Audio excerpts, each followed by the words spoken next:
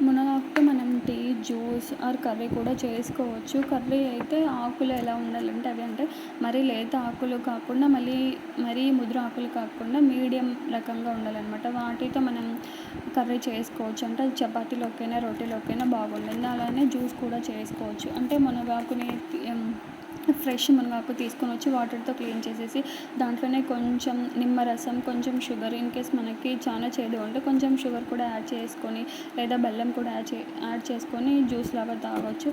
అలాగే టీ అంటే మనం టీ లాగా అంటే కొంచెం తేనె వేసుకొని మునగాకులు వేసుకొని మంచిగా బాయిల్ చేసేసి టీ విధంగా కూడా తాగొచ్చు. వీటిలో vitamin A, C, బి1, బి2, బి3, B6, magnesium, iron, calcium, zinc అన్నీ లభిస్తాయన్నమాట.